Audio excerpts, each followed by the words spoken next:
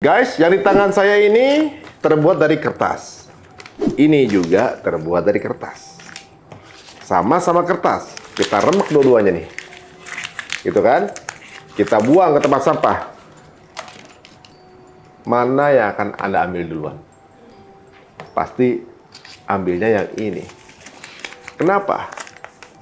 Karena ada yang memberikan nilai, ini bernilai Rp100.000.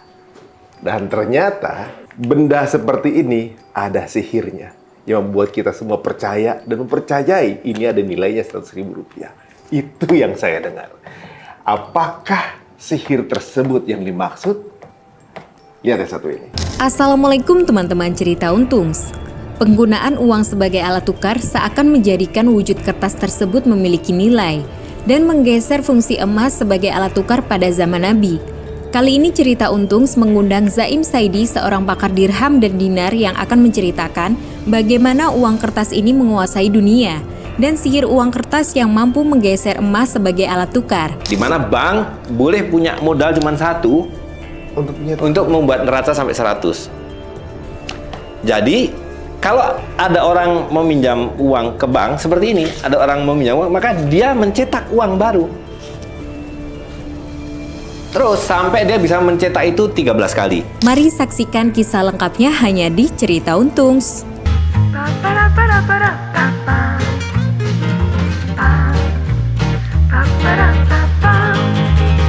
Assalamualaikum warahmatullahi wabarakatuh.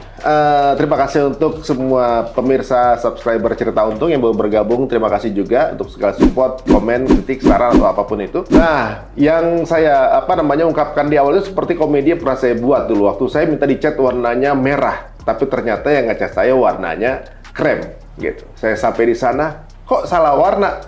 Temennya datang, ini merah apa krem? Ini mah merah. Oh, jadi saya yang salah. Ini mungkin konsepnya akan seperti itu. Tapi ini unik. Kita akan ketemu dengan seseorang pakar yang tentunya juga berbicara mengenai sesuatu yang saya rasa ilmu yang dimiliki beliau ini perlu kita ketahui dan itu perlu kita cerna. Terkait dengan fitrah manusia dan terkait dengan apa sih di balik sihir yang sekarang sedang dinikmati oleh penjuru dunia. Kita akan bertemu dengan Ustaz kita. Assalamualaikum Ustaz Zaim Saidi. Waalaikumsalam. Aduh, alhamdulillah bisa bergabung ke tempat ini Ustaz. Iya, terima kasih sudah diundang. Dan jujurnya ya Ustaz ya, beberapa konten antum ini saya rasa mind blowing juga gitu ya. Karena sekarang ini banyak masyarakat itu sudah mulai menyadari bahwa value dari emas ini adalah sesuatu yang lebih stabil dibanding jenis pertukaran yang lain gitu ya ibaratnya ya. Kita akan mulai dari mana? Sebenarnya fitrahnya manusia gimana? Kita kan semua pasti suka emas nih ya kan? Betul, betul. Ini memang apa karena semua pada rebutan emas kemudian diganti barangnya atau bagaimana? Awalnya seperti apa sih? Ya, kita harus mulai dari lebih awal dari itu ya. Jadi ketika Allah SWT menciptakan manusia, kan kepada Nabi Adam diberitahukan, Alama Adama, al-asma'a kullaha gitu kalau dalam Al-Qur'annya, yaitu Allah mengajarkan kepada Nabi Adam nama-nama segala sesuatu. Nah, itulah fitrah. Jadi di balik nama itu ada makna. Ya, kalau dibilang ini batu.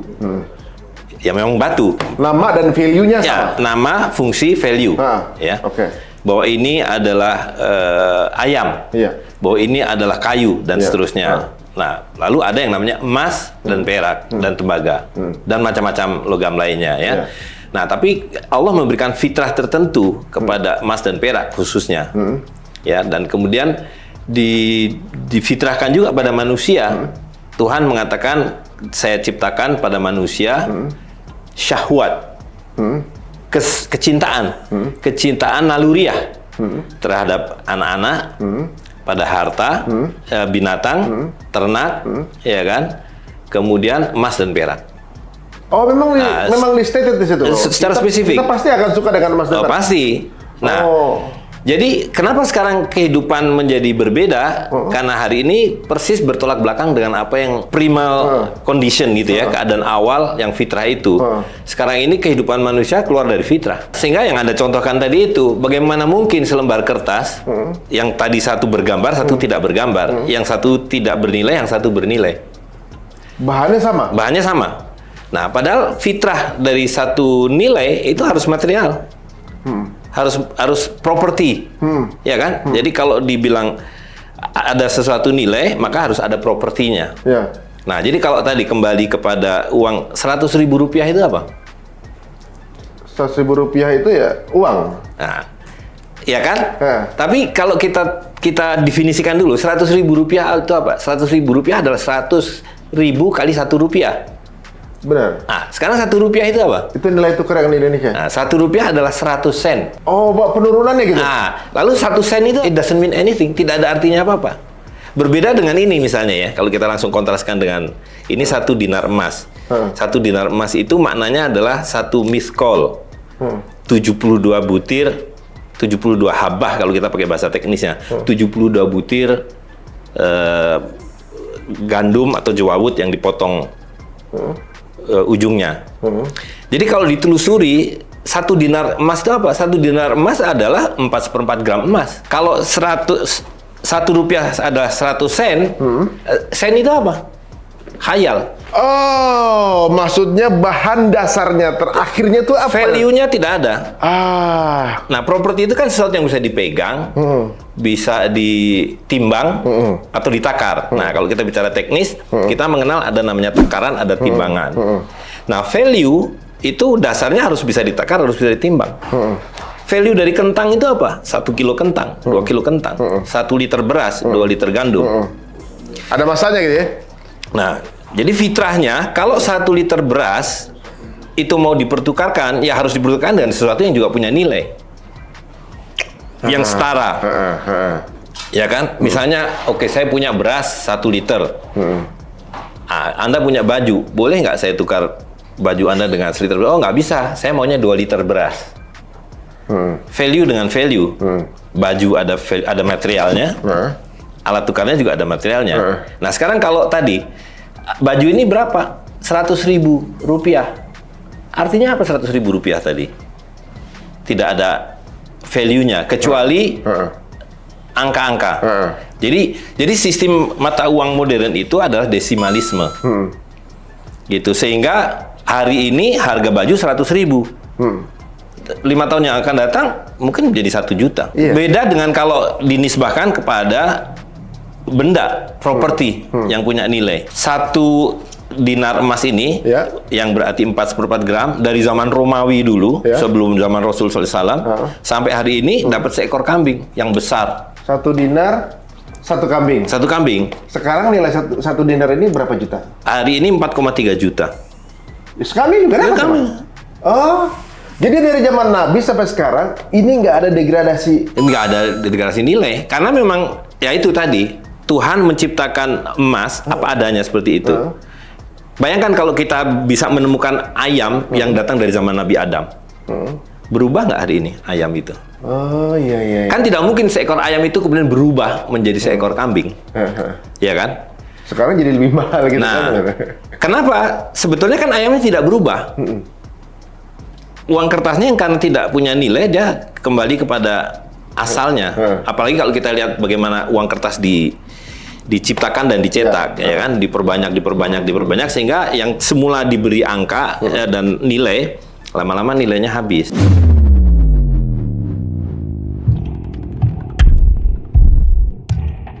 Nah, begitu juga perak. Sebetulnya apa saja?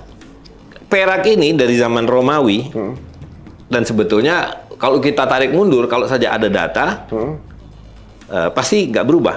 Misalnya zaman Ashabul Kahfi, itu kan sesudah Romawi, 300 sekian ratus tahun. 1 koin perak ini, kalau dalam Al-Quran disebutkan, kau keluar belikan makanan untuk 6 orang. Hari ini 1 dirham ini, kan 75.000 kira-kira ya, 73.500. Kalau dibawa keluar, dibelikan nasi uduk, cukup untuk 6 orang. Masih segitu juga? Iya. Gitu. Nah, jadi itulah fitrah. Itulah fitrah. Berarti sebenarnya Pak Ustadz, misalnya, jadi sebenarnya semua kehidupan itu berjalan sama sebenarnya. Sama. Cuma penilaian dari uang aja yang naik sendiri.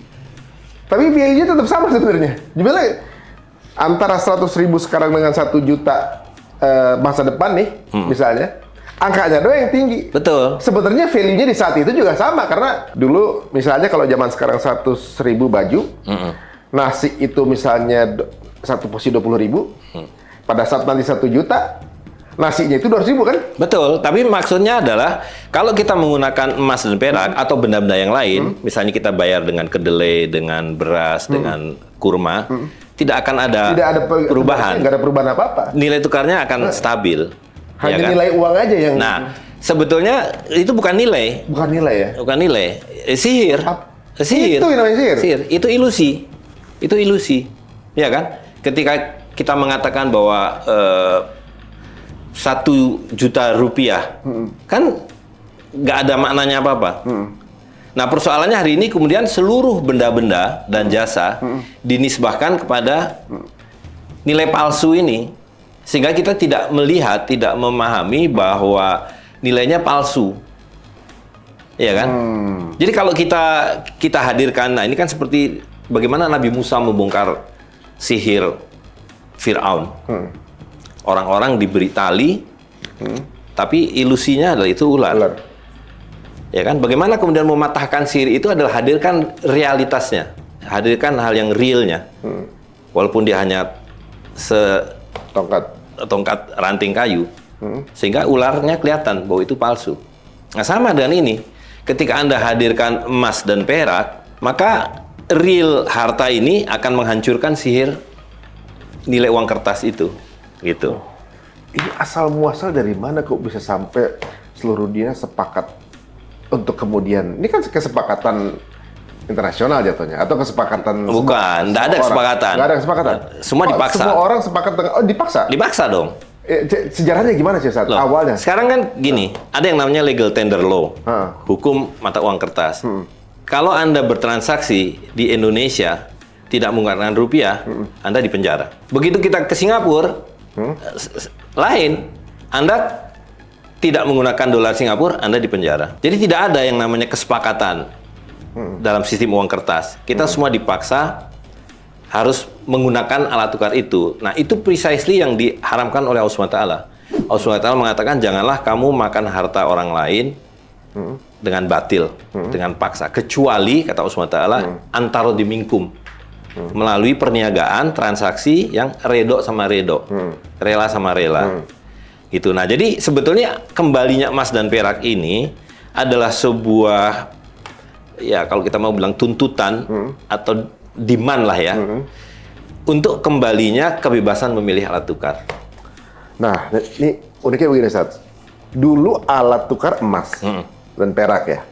Sekarang itu udah jadi berbentuk kertas dan juga koin gitu misalnya. Di mana proses perubahan itu? Mungkin banyak yang belum paham bahwa ini ada proses perubahan yang bisa dibilang kemudian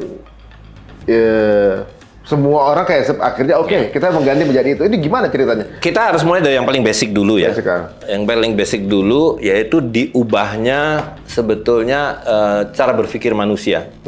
Tadi dari kondisi fitrah yang mengatakan bahwa nilai itu harus intrinsik, harus material, harus ada propertinya, ya kan? Nah, kemudian itu orang tidak terlalu menggunakan rasionalitas. Kan ini tidak perlu rasionalisme apa-apa. Bahwa emas itu ada nilainya, ayam itu ada nilainya, madu ini ada nilainya, ya kan? Nah, kemudian di abad ke-14 lah, orang mulai mempersoalkan kehidupan fitrah itu dengan mengatakan Tuhan kan memberi kita nalar, gitu. Tuhan memberi kita nalar karena itu kita mempunyai kebebasan dalam menetapkan kehidupan kita sendiri, gitu. Nah, karena itu dalam menentukan nilai, ngapain kita harus selalu terpaku pada bahwa nilai itu harus bisa ditakar dan ditimbang. Nilai itu sekarang bisa kita tentukan dengan nalar kita, yaitu tadi desimalisme menjadi 1000. Jadi dulu madu ini nilainya 2 gram perak, ya kan? Kopi ini nilainya 1 gram perak. Nah, ini bukan rasionalisme, tapi kemudian sesudah muncul filsafat rasionalisme bahwa kita punya nalar, mereka bilang jadi nilai kopi ini tidak perlu ditakar dengan timbangan dan takaran, ini sama dengan Rp15.000. Abstrak. Jadi sesuatu menjadi abstrak. Melawan apa yang dikehendaki oleh Tuhan tadi, bahwa Tuhan mengajarkan kepada Nabi Adam, mengajarkan pada manusia, setiap benda-benda ini ada namanya, ada fungsinya, ada maknanya. Nah, itu kemudian diubah. Nah, dari situlah kemudian muncul yang namanya ilmu ekonomi, ya kan? Nah, jadi semula ketika semua orang menggunakan emas dan perak, semua transaksi secara alamiah begitu. Kemudian muncullah orang-orang yang kemudian kita kenal sebagai bankir di kemudian hari. Mereka bilang, nggak perlu lagi berjual beli itu dengan alat tukar yang punya ini, benda dan punya nilai ini. Bisa kok dengan secari kertas. Apa yang ditawarkan sampai akhirnya orang sepakat gitu? Padahal mereka udah terbiasa dengan ini. Pada mulanya kemudian adalah kepentingan si yang kemudian kita kenal sebagai bankir untuk menggandakan. Nah, jadi kehidupan fitrah itu sesuai fitrah. Kalau Allah menciptakan di dalam alam ini 1000 kerbau, ya 1000 kerbau. Emas 1 ton, 1 ton. Nggak bisa digandakan. Nah, ini nanti kaitannya dengan kemudian munculnya riba. Ya kan? Nah, tapi nafsu manusia menghendaki bahwa saya ingin menggandakan. Kalau saya punya perak 5 gram, Mas Ari pinjam, habis harta saya. Sampai kemudian dikembalikan 5 gram perak saya. Nah, tapi ketika kemudian diciptakan menjadi abstrak tadi itu, ya kan? Kalau kita ambil contoh ini misalnya. Nah, ini kemudian mereka mengatakan, Anda taruh aja, simpan aja perak ini, ini dicari kertas. Bahwa ini senilai yang kamu titipkan. Betul, yang dititipkan itu. Sebenarnya itu berarti dulu ini adalah tanda terima. Betul, ini tanda terima. Tanda terima bahwa saya punya itu. Betul. Nah, kemudian apa untungnya ketika kemudian tanda terima ini dalam kehidupan fitrah tidak bisa buat jual beli, karena kalau Anda berjual beli dengan tanda terima berarti nggak membayar. Anda membayar dengan hutang, tanda terima, nggak lunas, nggak tunai. Jadi yang harus dilakukan adalah kembalikan tanda terimanya, ambil emas peraknya, dibayarkan, baru tunai. Nah, apa kepentingan para bankir ini kemudian? Dari 1 emas, dia bilang nggak usah khawatir, ini kemudian sekarang bisa berlaku sebagai alat tukar. Maka bayarlah dengan kertas ini saja, ininya simpen aja. Simpen oleh banknya? Oleh banknya. Bukan buat sama dia? Nggak disimpan. Anda saya kasih nota hutang ini, ya kan? Anda bisa kok sekarang belanja-belanja dengan ini. Nah, lalu ada lagi datang orang, saya nggak punya uang. Nah, saya bilang, ini saya punya. Dia bisa bikin satu lagi nota hutang, dipinjamkan lagi dengan satu hal yang sama. Oh, dia tinggal nyetak ininya aja. Betul. Gitu? Nah, itu yang kemudian sekarang dikenal dalam sistem banking. Nah, ini orang kebanyakan nggak tahu bagaimana cara bank bekerja. Orang yang kerja di bank aja nggak tahu cara kerja bank. Yang namanya fractional reserve banking, cadangan sebagian, di mana bank boleh punya modal cuma 1 untuk membuat neraca sampai 100. Jadi kalau ada orang meminjam uang ke bank seperti ini, ada orang meminjam uang, maka dia mencetak uang baru. Terus sampai dia bisa mencetak itu 13 kali. Hanya dengan satu jaminan ini. Satu jaminan ini. Itu natural. Dia tahu bahwa kalau dia sudah nyetak 13 kali, rupanya mulai orang mengambil mana harta saya, perak saya, ini saya kembalikan kwitansinya. Kan itu dia batasi. Dan itu yang menjadi formula modern dalam banking, bahwa fractional reserve banking itu harus 8%. Modal bank itu boleh 8%. Padahal neraca kan 100%. Bagaimana dia mengisi gap yang 92%? Dengan cara membuat hutang. Nah, itu kembali ke contoh tadi. Bahkan sekarang sudah dengan uang kertas ini pun, kalau saya punya uang Rp2.000, atau Mas Ari punya uang Rp2.000, saya pinjam, kan uang saya habis. Iya. Kalau Anda pinjam ke bank, bukan habis uang bank, bertambah. Bertambah berarti? Bertambah.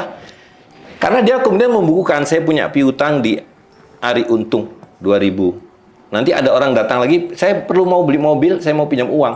Dia membukukan lagi. Saya sekarang tambah piutang saya ke si B Rp2.000 jadi Rp4.000. Nah, itu bagian dari sihir, ya kan? Dan itu jeniusnya orang yang menciptakan sistem banking.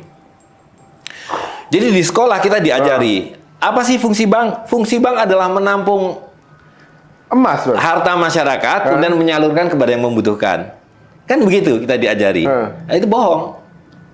Kerja bank adalah mencetak hutang supaya dia bisa mencetak uang. Gitu. Jadi dia bisa mengkapitalisasi keuntungan hutang orang lain. betul. Hanya dengan modal yang sedikit ini. Betul. Dia punya hak untuk sampai 13 kali cetak. Jadi kita bisa mengatakan bahwa bank itu mencetak uang dari hawa, udara hampa. From nothing gitu. From nothing. Jadi diawali bahwa tadinya uang tersebut adalah kertas tanda terima Emas. simpanan emas. Iya, spesifiknya emas. Emas gitu ya. Kemudian dibikin kecil-kecil berarti ya. Untuk bisa Ya. Satuannya waktu itu kan ya hampir universal lah. Jadi ada dinar, ada solidus. siapa ini pelaku awalnya? Ya, yang sekarang kemudian kita kenal sebagai bankers ini, sebagai banker kelas yang kemudian membentuk satu kelas ya kan. Pada mulanya mereka ya pandai emas.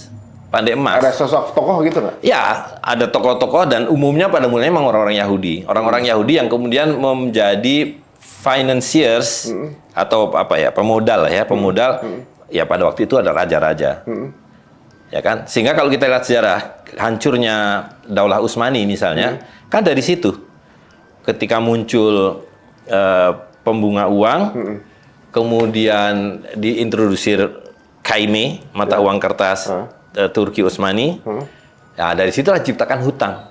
Iya, dia memang ketika hancurannya lagi banyak utang. Oh iya. Nah, dari situlah dihancurkan melalui ilusi harta ini gitu. Karena kalau kembali ke ini ya, seperti tadi. Kan kalau orang mau menghutangkan 1 gram emas, dia harus punya 1 gram emas. Mestinya. Ada orang lagi datang, saya perlu juga 1 gram. Dia harus punya 1 gram kedua, 2 gram. 3 gram, 4 gram, 5 gram, dan seterusnya. Jadi tidak ada penggelembungan. Nah, itulah riba. Itulah riba. Ya.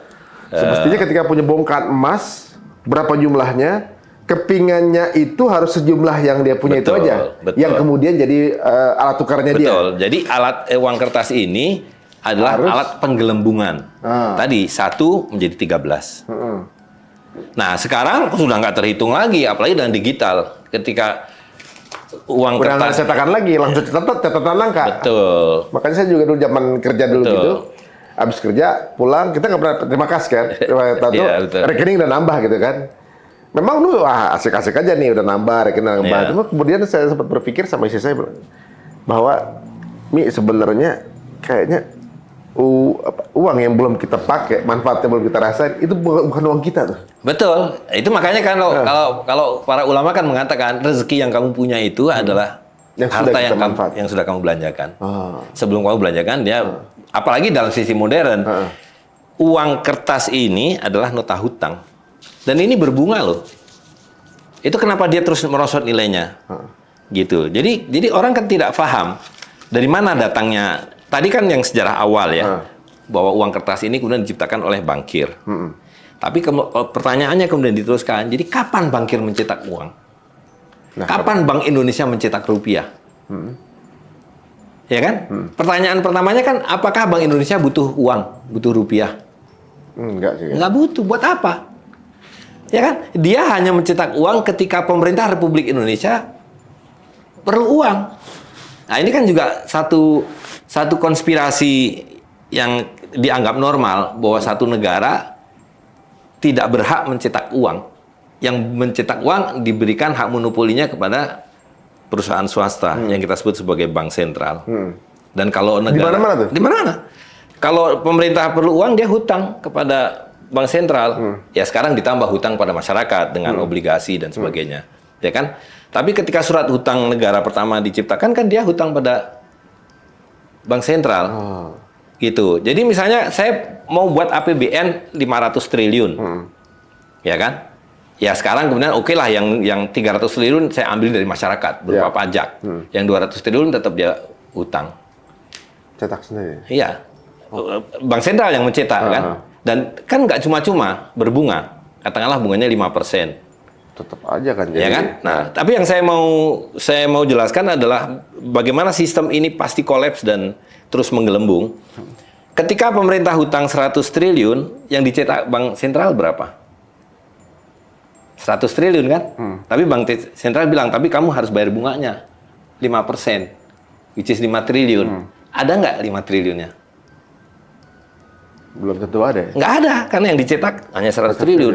Maka dari mana pemerintah membayar bunganya? Hutang lagi. Untuk nutupin bunga. Bunganya, dan Bank Sentral melakukan hal yang sama. 5 triliun ini adalah hutang kamu untuk mencicil bunganya yang juga berbunga. Nanti bunganya itu lagi. Bunganya dicetak lagi.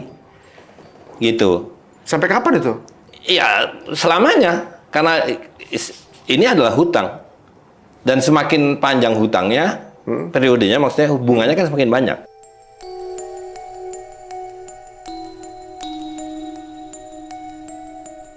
Sehingga pencetakan uang itu juga tidak berhenti.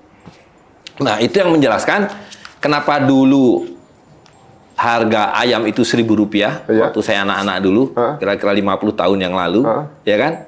Sekarang Rp1.000 buat beli cekernya aja nggak dapat. Ayamnya sama, 1.000-nya sama. Beda dengan ini tadi. 1 dirham, 3 gram perak selalu dapat seekor ayam. Iya ya. Karena ini tidak ada penggelembungan. Dan Kalau ini bukan tanah hutang. gimana tuh tanah? Nah, tanah Kan juga bergerak naik dengan waktu tuh. Apa tanah mengikuti? sebetulnya tidak ada yang bergerak dengan waktu. Yang ada adalah ini yang merosot. Oh. Jadi kalau kembali semua dinisbahkan pada emas, beli tanah dengan emas juga nggak akan berubah. Misalnya di zaman dulu beli tanah berapa dirham misalnya, 100 dirham, gitu kan? Saat sekarang akan beli tanah tersebut, 100 dirham juga akan value-nya sama. Di zaman Rasul SAW itu harga rumah sekitar 200 sampai 400-500 dinar. Dinar ya? Dinar. Nah. Hari ini kalau kita punya 200 dinar deh, ambil yang paling kecil, itu berarti 900 juta. 800 lebih lah. 800 juta. Oh, masih segitu dapat rumah nggak? 850 juta. Dapat. Dapat. Gitu loh. Jadi value-nya ini nggak bergerak sebenarnya? Ya, nggak bergerak. Karena tadi, dari zaman Nabi Adam, ayam itu ya seperti itu. Value-nya itu ada pada 2 kilo dagingnya. Seperti hanya perak ini ada pada 3 gram peraknya. Sehingga ini dibelah 2, tetap setengahnya. Lain dengan ini. Rp2.000 kalau saya belah 2, kan tidak jadi Rp1.000. Jadi berapa? Nggak bernilai, Bang? Nah, nggak bernilai. Itulah against nature. Melawan fitrah tadi itu. Ini kalau dibelah 2 pun masih ada. Masih ada nilainya, setengahnya. Nah. Sama dengan madu ini. Ketika madu rihla ini saya tuang setengahnya, jadi kalau ini Ya madu setengah. 400 gram, ini 200 gram, jadi 200 gram. Gitu. Nah, dari mana awalnya sihir ini berlangsung? Atau Tadi itu maksudnya rasionalisme, abstraksi nilai. Yang tadinya nilai itu adalah sesuatu yang bisa ditakar dan timbang. Jadi kata Nabi kan begitu. Kalau kamu mau menimbang sesuatu, kata Nabi gunakan timbangan orang Mekah. Dan timbangan orang Mekah itu spesifik. Nabi mengatakan koin emas ini dan koin perak. Tapi kalau kamu menakar, kata Nabi gunakan takaran orang Madinah. Karena orang Madinah petani. Yang disebut sok dan mud, ya kan? Nah, kita sekarang menggunakan liter dan sebagainya. Ya. Poinnya adalah bahwa harta itu ketika mau dievaluasi, dinilai, ditakar, dan ditimbang nilainya. Nah, kemudian manusia kan mengatakan, ini mulai dari abad 14, abad 15 itu, sebelumnya semua masih ikut itu, ikut fitrah itu. Abad 15, ketika filsafat mulai muncul, orang mengatakan kita punya nalar. Termasuk tadi, bahwa dalam menentukan, memvaluasi sesuatu, tidak perlu lagi pakai fitrah, timbangan dan takaran. Kita pakai desimal. Dan coba lihat, semua mata uang kertas modern, kecuali euro kan baru diciptakan.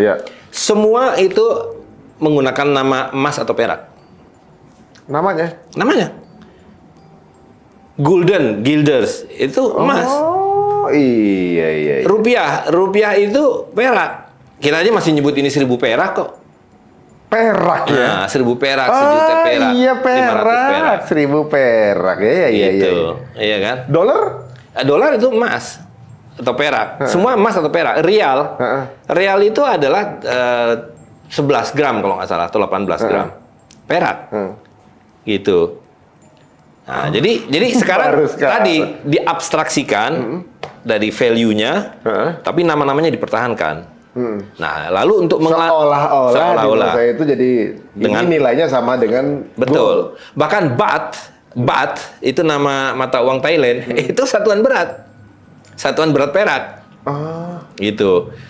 Nah, kemudian selain diabstraksikan, kemudian dimanipulasi dengan nama-nama yang terus dipertahankan. Tadi Allah mengatakan, aku ajarkan kepada Nabi Adam nama dan makna.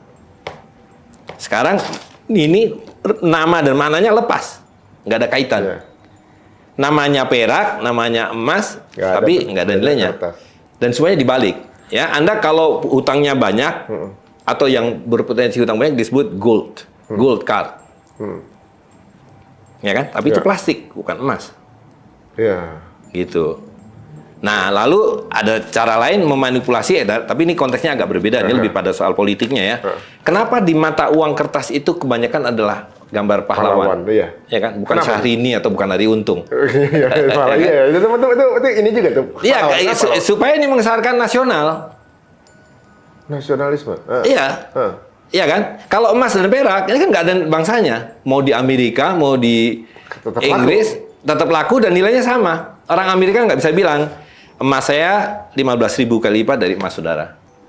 Sekarang mereka bilang, kertas saya namanya US dollar, 15.000 kali lipat dari kertas saudara yang namanya rupiah. Dan rupiah nggak laku kecuali di Indonesia, dolar laku di seluruh dunia. Ini konspirasi, bukan teori. Ini konspirasi. Oh, berarti maksudnya memang sedang berjalan gitu? Berjalan.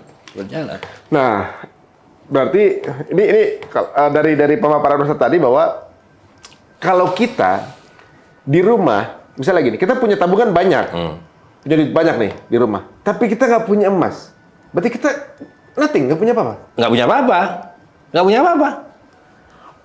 Secara nyata, Anda punya ilusi seolah-olah Anda punya harta, tapi nggak punya apa-apa. Jadi misalnya gini guys, kalian punya tabungan berapa? 5 miliar gitu di tabungan kalian gitu ya. Nah, kalian bisa lihat di internet banking kalian gitu ya. Begitu, ada angkanya segitu gitu. Tiba-tiba di satu momen lampu mati, nggak usah jauh-jauh deh. Listrik mati. Ya, ibaratnya kayak waktu itu Jepang pernah terjadi gempa, yang kemudian listrik mati dan tidak bisa pertukaran, nggak ada listrik kan? Betul. Mereka sudah biasa dengan cashless. Dan di sini berarti kita nggak punya duit berarti? Nggak punya duit secara real ya, secara eksistensial. Waktu 8 jam listrik mati, setahun 2 tahun yang lalu, kita nggak bisa bertransaksi. Nggak bisa bayar, nggak bisa terima uang, nggak bisa pakai ATM, nggak bisa pakai M-Banking, ya kan? Nah, ini sudah terjadi. Cuma kan kita seperti mendapatkan semacam jaminan, atau karena ilusi sebetulnya. Dan itu nanti next step, ketika kemudian akan muncul yang namanya uang digital itu bahkan bisa didefinisikan bahwa uang ini hanya laku sampai 3 bulan yang akan datang. Atau hanya laku di warung kopi saja. Jadi masa depan sistem uang fiat, nah ini istilahnya kan uang fiat, ya, fiat money, itu adalah program. Yang namanya uang digital itu adalah program. Nah, sekarang ini kan pertarungannya ada dua digital currency. Yang satu adalah digital currency yang anarkis, yang tidak jelas identitas legalnya dan sebagainya, itu yang disebut cryptocurrency, yang sekarang digadang-gadang. Nah, karena itu reaksi para bankir adalah dia juga akan membuat cryptocurrency-nya sendiri yang disebut sebagai digital